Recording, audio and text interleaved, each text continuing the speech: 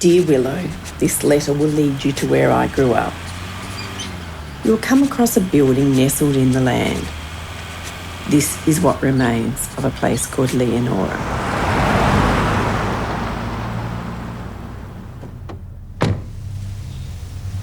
We were a gold mining town extracting a finite resource and destroying everything around us in the process. So we rebuilt our town and in doing so rewrote our future.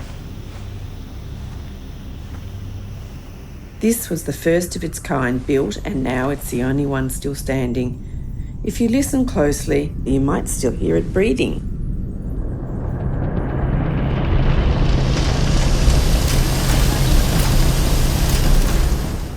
The land has been here long before us and will be here long after we go. It holds our stories within it. We created a place that linked to the stories of the land. It was a sort of dreaming. We mimicked termites and retreated below ground. It protected us against the harsh sun, but there was also something about living within the earth that changed the way people cared for it.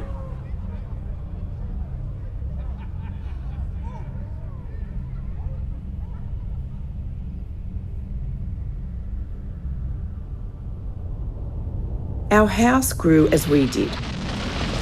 One year we got a new study and bathroom.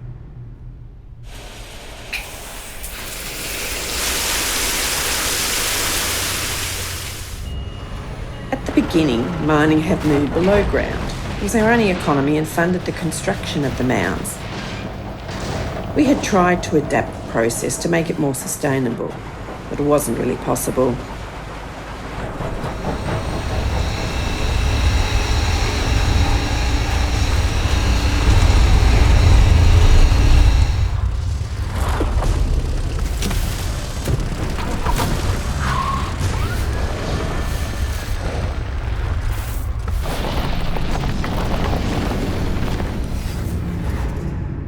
One time, a lady told me a story of how she believed this place came to be.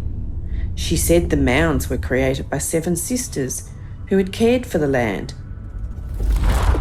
When they grew frail, the land had transformed them into mounds so that they would never be apart. It was a way of thinking about the structure as more than just that. It was a mythology, way of life.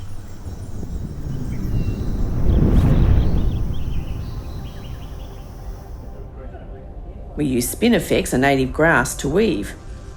During the process, we shared and listened to stories. Some people had been silenced for too long. We wove canopies around the mounds in the dry season and played underneath their shade.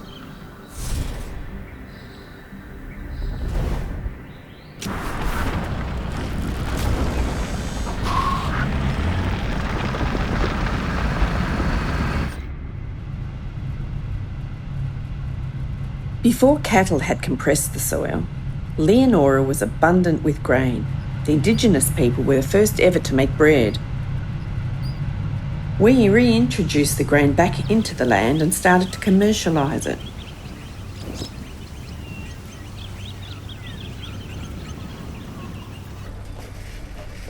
Life seemed normal, but it was intertwined with this extraordinary place. The supermarket was built in an old mining tunnel, so you could catch a sparkle in the walls if you looked at the right angle.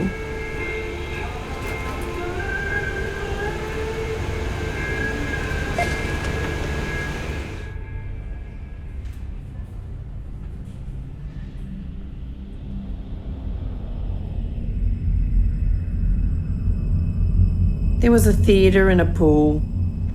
Despite living in what we call a desert, it was alive, fueled by veins of water deep within the earth. Whatever we used, we cleaned and returned it back. The place was always changing and adapting. There came a time when we had to decide what was more valuable, the land or gold. The longer we lived within the land, we couldn't justify destroying it for something that really didn't do much. 80% of all the gold ever extracted was collecting dust in the vaults of banks. So we started remelting that instead. We showed the world it was possible to live differently. We established an economy by building more like it. The land is our most valuable asset. It is a museum of our collective histories, memories and knowledge. They are inscribed in the land like chapters of a book. This was the chapter we had written. We had listened to the land, slowly stitched it back together, and then we found our place within it.